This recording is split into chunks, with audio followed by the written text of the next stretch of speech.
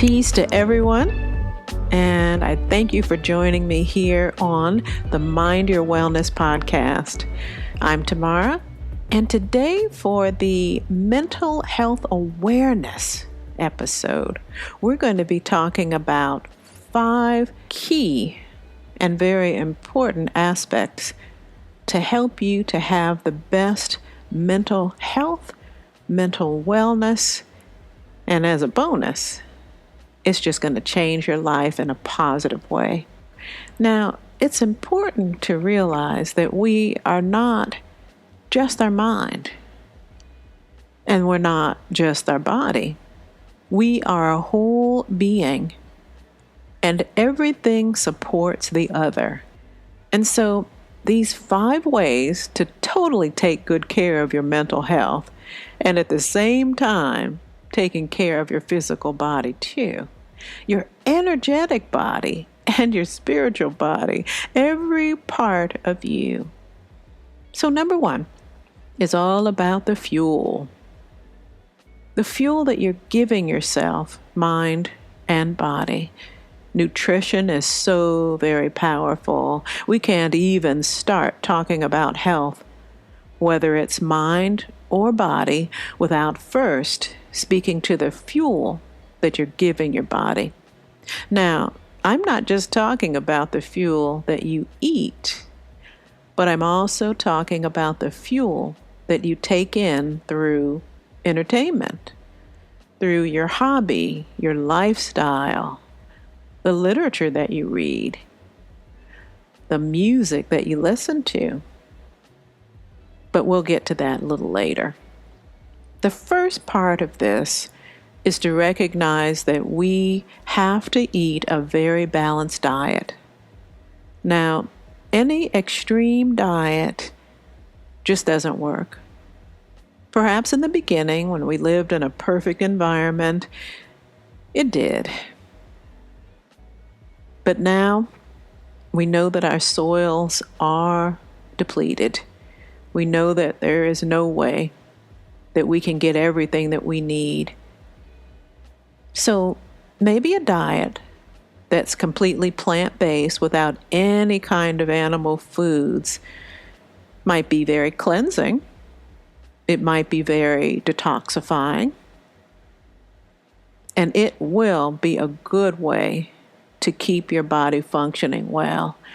However, over time, your body will become depleted of some essential minerals and nutrients. And so, first of all, we want to speak about making sure that we're supporting our brain function. And supporting our brain function is getting the right fats.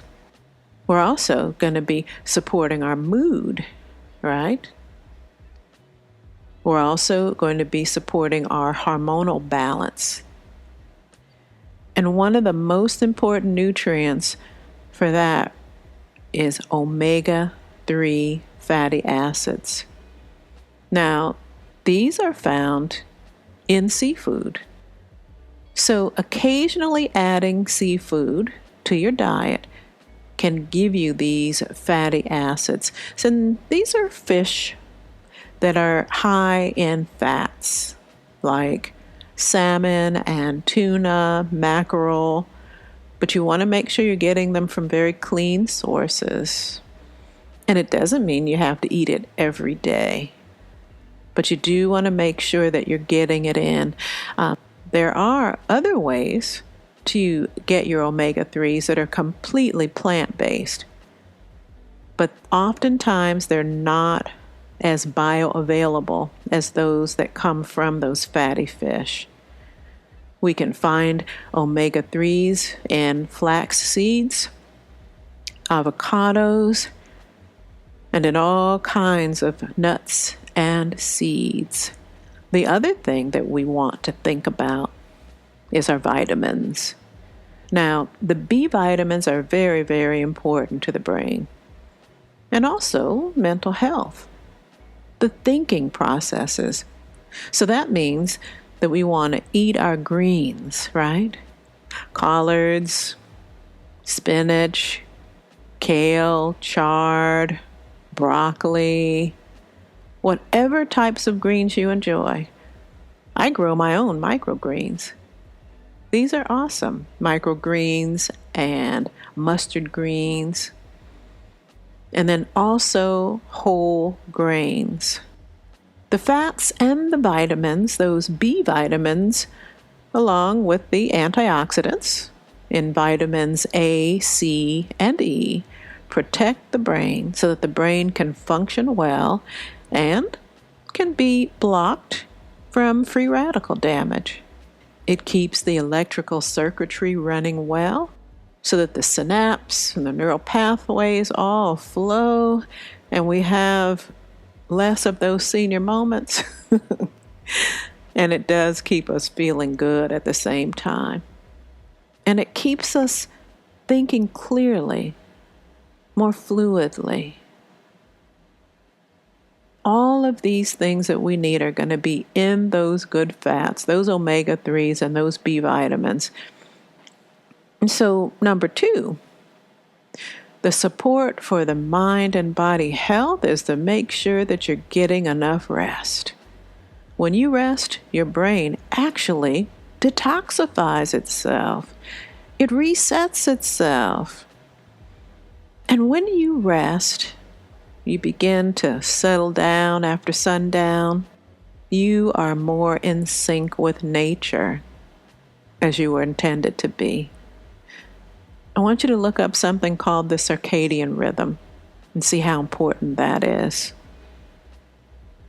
This is going to help you to recover for all the work that you have to do the next day. So making sure that you are really getting that good sleep.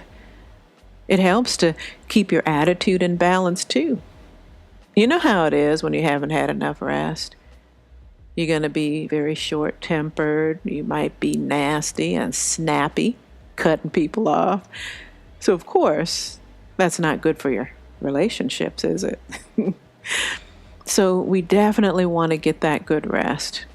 And something that we know is that scripturally we are taught that we must take that Shabbat, or that Sabbath, that one day out of 7, to just do nothing but rest. No physical labor. And yes, that means working on the computer too. Rest. This is very key, even beyond sleep. Sleep is very important, but we do want to be able to be at rest, even when we're awake. Making sure that we have a very calming and relaxed bedtime routine is super helpful. Make sure that all of your screens are turned off at least 1 hour before you plan to be asleep. Maybe you'll read by candlelight. Maybe you'll listen to soft music as you run a diffuser of soft essential oils like lavender. Maybe you'll take a warm bath or shower. It's totally up to you. But you must refresh yourself for total health and wholeness, mind and body. All right? So now let's move on to number 3. You have got to get moving. Remember Michelle Obama's Move initiative and folks laughed at her? We have to move our physical bodies. Our bodies are our physical machinery, if you will. I like to call it a 3-dimensional spacesuit. If you really think about it, our bodies are even designed like machines, with the levers and pulleys, the muscles and the bones, all the structures. In order to keep these structures functioning perfectly and well, so that we can live in comfort and ease, we've got to move that machinery, right? One wonderful thing about moving is that it actually unleashes really important molecules called nitric oxide. And these are the medicine bottles in our body. Yes, I talk about this in my Make Your Own Medicine presentation, which perhaps I'll share a link or maybe I'll talk about it at another date. But our bodies are miraculous. Yes. So when you move, when you contract and squeeze and stretch those muscles, not only do you get your heart rate up, not only do you breathe deeply through your nose, you are creating nitric oxide. All that medicine that your body needs at the right time, the right amount, at the right location. Another part of movement is that it's a natural stress reliever, right? You're moving around and using up a lot of that excess energy, burning off that coffee. I mean, let's face it, most of us are sitting around a lot these days. We're just not moving. We're not really exerting ourselves. But we definitely want to make sure that we move each day, even if it hurts a little. When you move that joint that gets stiff and hurts a little, what are you doing? You're activating that medicine because your body's smart and it knows exactly what you need to do. You don't want to do it to the point where you're really hurting, but you do want to move it to keep all of that good medicine flowing. Another part of moving is that it helps the brain to release the important chemicals. You know, those endorphins, more medicine. It's all right there within you. Endorphins help to relieve pain. The mood increases, your energy keeps you in balance. And when it feels good to move, you will move more often. Now, if you have a morning walking or yoga routine, maybe you do a little Tai Chi. Maybe you walk on a rebounder. Maybe you can skip around the house for 5 minutes or do some toe raises. These are powerful ways of getting the chemistry going and moving and flowing right where it's supposed to go. It keeps us functioning well, keeping everything flowing as it should. Because when we're still, just like still water, stagnant water, what happens when there's no movement? Things begin to stifle, to die, smell bad. Just think about a polluted pond where there's no flow, no oxygen, stagnation. Movement replenishes energy and flow. Oxygen moves. When there's no flow there, the body gets stiff. Make sure that you find ways to move your body. This is really going to support your mental and physical well-being beyond burning calories and building muscle. It sets everything in motion for your health. Okay, let's move on to number 4. This is about relationships. It's about creating supportive groups and systems around you and being there for other people. We all need each other. I have an aunt that told me, when we don't hear from them, we know that things are going on. You think you hiding, but we know. She told me, she said, you don't have to do things and handle everything all on your own, baby girl. She said, if God intended us to be down here by ourselves, handling everything, muscling through all by ourselves, He would have put us down here one at a time. But we're all here together to support one another. So make sure that you are surrounding yourself with positive people who are uplifting you. Limit your time with people that tear you down. People that you just feel depleted around. And you know exactly what I'm talking about. Yes. Always strive to be uplifting. And guess what happens? People begin to uplift you over time because we teach people how to be with us. And folks who can't vibrate in our space that's uplifting and that's bright and happy, then they will move on. You won't even have to say nothing. Make sure that you're appreciating the people in your life, your loved ones, your friends, co-workers. Make sure that you express your appreciation, being grateful for them, just like everything else. When people, and even money, when things don't feel appreciated,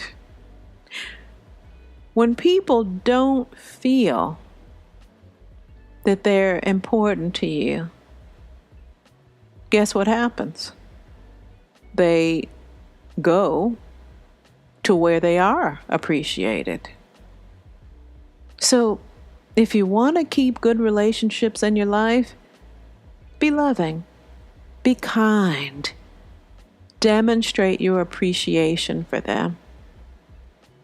All right, now, let's go to number 5. This is the 5th way that's so simple and easy to support your mental and physical well-being. This is all about doing things to reduce your stress levels.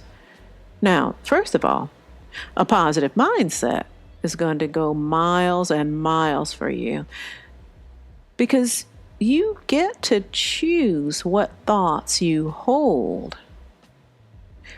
Now, certainly we can't always choose the thoughts that flow in and out of our stream of consciousness all day long. But we do get to choose to see the positive in every situation.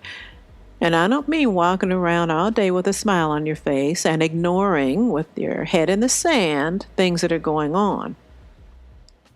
But it's very important to keep your mindset upbeat. Do not ruminate.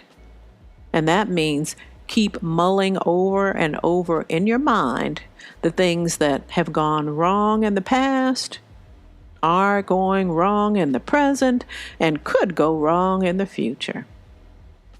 Keep your mind focused on finding the good. One trick is that when you find yourself starting to feel bad, that's a telltale sign that your thinking is downturned to something negative. You can switch that immediately by simply choosing to focus on something that you are grateful for, something that you appreciate. And then the next level to that is to find something to appreciate, something that might be of benefit for you in line as a lesson in something that you thought was wrong. I know that's a deep one, but that's where we are able to make lemonade out of lemons. Choose your thoughts.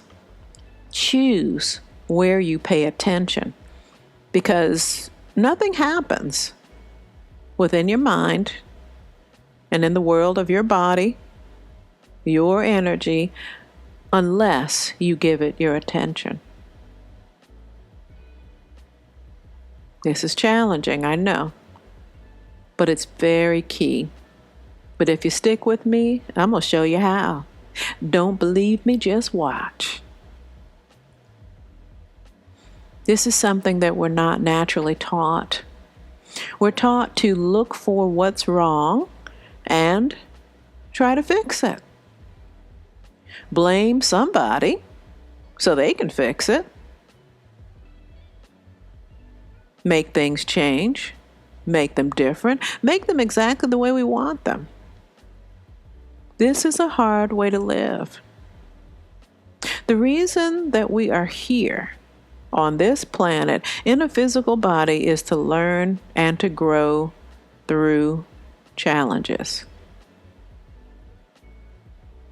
It said, I bring the darkness, I bring the light, I bring the light, I bring darkness. It's all here. You get the whole gamut of experiences, but you get to choose what you focus on. And what you focus on with gratitude, with curiosity, those things are going to expand in your life. Yes, life is not meant to be all hearts and roses. Relationships are very key in this conversation. You know, we've been taught through the media that every relationship is supposed to be idyllic. And if we're not always celebrating and getting along and loving on one another, then something's wrong. This is simply a lie. Relationships are the best place to get your personal growth on, and you know it. Now, in the absence of abuse, okay, this is important. We don't stay in relationships and we don't stay around people who are abusive. But if it is a relationship that is uplifting and nourishing, and that there's a connective vibe going on, you connect on most things, it's important to know that both of you are learning and growing and healing. It's important to make room for that in your relationship, to have compassion for one another in your growth process. And we talk about this a lot at Beyond Hypnosis, that we attract people into our lives to help us to grow through certain areas. And the same thing, other people attract you into their lives because you have a specialized way of teaching them as well. Let's face it, we've all been raised by flawed people. People who've been traumatized. Things happen in human history. Things happen in families. But what I'm pointing out here is that we're here to learn and to grow through the good and the bad. What's important is what you choose. And sometimes when things hurt, it's a signal. Those negative feelings, the ones that are coming up like anger and resentment, angst, sometimes they turn into hatred and all those things. These are signals. They're signals that let you know that there's something for you to look at here. That whatever's happened that's rubbing you the wrong way, it's signaling you with some information that it's now time to grow. Maybe it's time to set healthy boundaries. Maybe it's time to exit. Maybe it's time to grow up inside and mature. But it's always time for compassion for yourself and for others. Now, when things can't rub you the wrong way, when nothing can push your buttons, you're in a good place.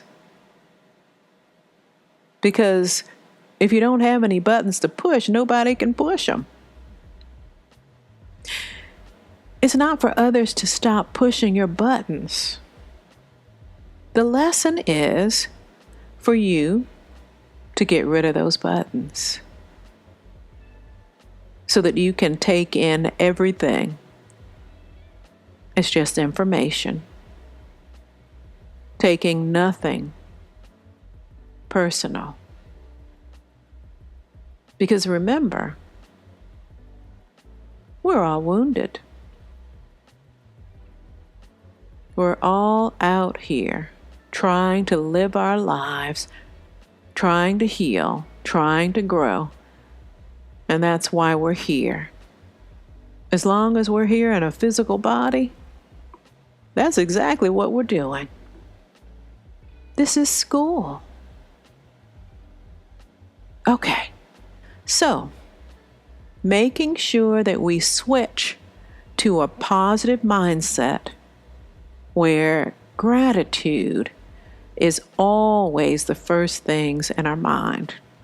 Again, whether it's gratitude for a great lesson that's only going to make us better, or gratitude for a sweet blessing that makes our lives so much more joyful. That's one of the ways that you can replenish your mindset. You can just flip it, if you will. When you find yourself in a negative space, just flip it over to a more appreciative mindset. Decide that I'm going to pay attention to what I'm grateful for in this moment. And don't worry about the next moment. The next moment will take good care of itself. But what will happen is that this will give you time to get yourself together. And what I mean by get yourself together is to elevate your frequency right there where you need it. Raise your energetic signature and feel better again. Yes, and then you'll be able to see more clearly, think more clearly. You'll be more attractive. Your immune system will be stronger. You'll feel so much better. You'll be able to listen more deeply with more compassion. From a place of gratitude, appreciation, and curiosity for yourself and everyone concerned. Yeah, all right. And so the next part of stress reduction goes back to rest again. Making sure that you can be still and relax. Maybe a mindfulness meditation practice. What this will do is over time, it will begin to reduce stress levels. It'll change the chemistry in your brain and in your body so that you can heal.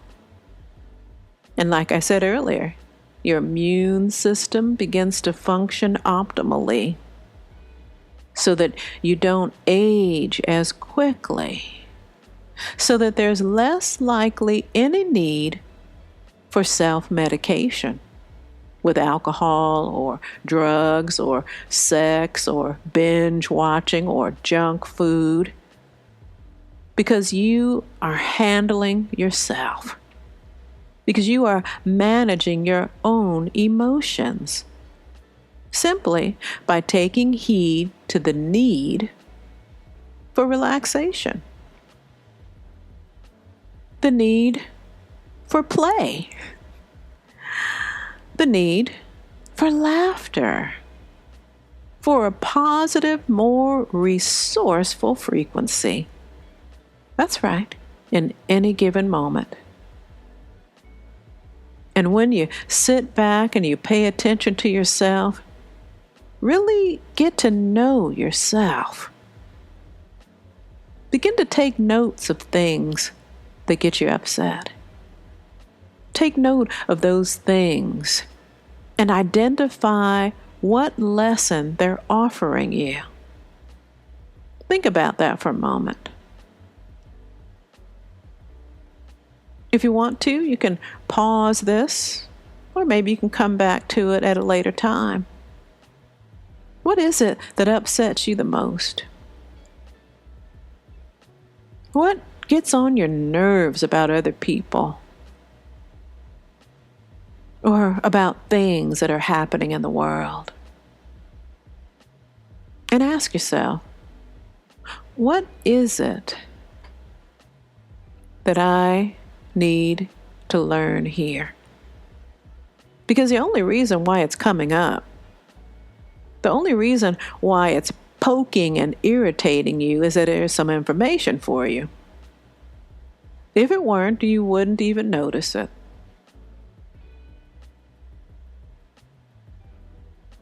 What is it? What is it?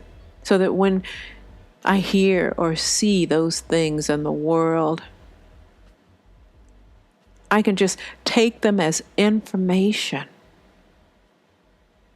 and not take them personally, and not see them as an attack. That these are just some information about what someone else is doing or saying, and it has nothing to do with my peace right here, right now, in this moment.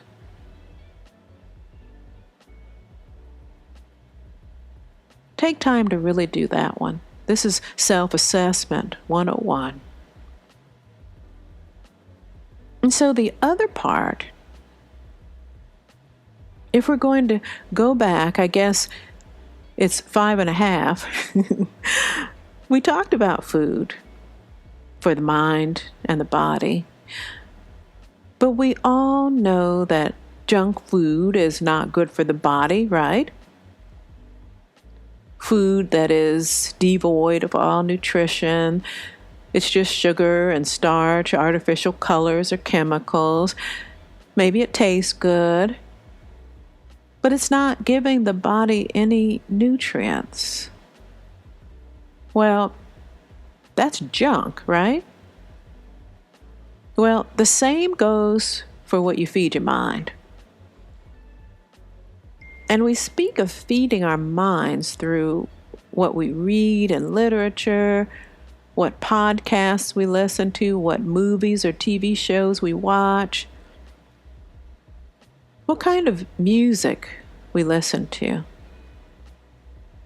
All of this is food for the mind and for the soul. This is where you get to program in what you want your output to be. And what's interesting here is that all of those programs, all of the movies, they have psychological consultants that give information about how to create ideas or agendas in people's minds. Because they know that that's just how the mind works. Whatever we plug into and we give our attention to, it goes deep into the subconscious. It plugs in to all of our systems, creating hormones, stress hormones, oxytocin, all those things. Now, if they know this, and now you know this, you get to choose what you put into and plug into your own mind for your own output. And this is a deep one here too. But why not take charge of your own programming?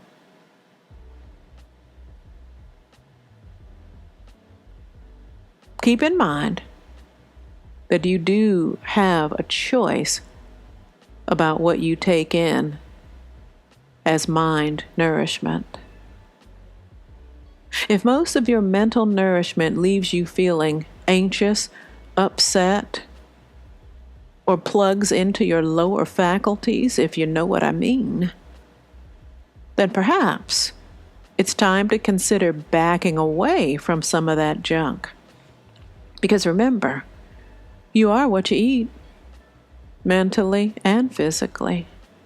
And we do tend to create experiences in our lives around that which we expose ourselves to, as mentioned before.